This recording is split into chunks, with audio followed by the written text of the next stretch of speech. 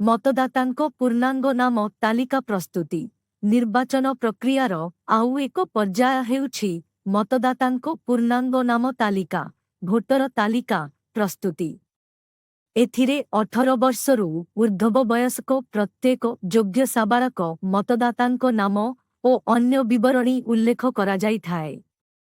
एहाकु मुख्यतः निर्वाचन हेबा पूर्वरु संशोधित करा जाइथाय।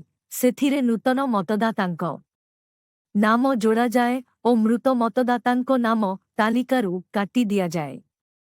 एही तालिकारे जेउमानंको नाम लेखा जाइथाय सेमाने ही केवल निर्वाचन समयरे मतदान करिथांती।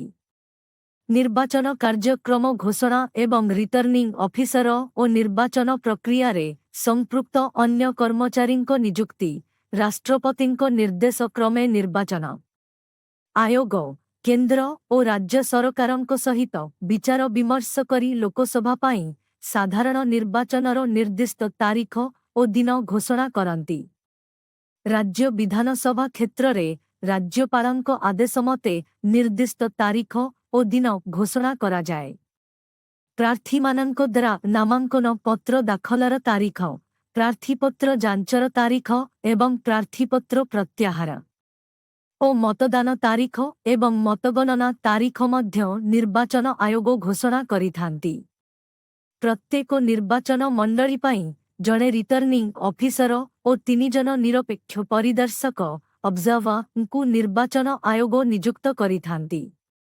निर्वाचन परिचालना पाई प्रिजाइडिंग ऑफिसर और पोलिंग ऑफिसर मानंकु नियुक्त करा जाए।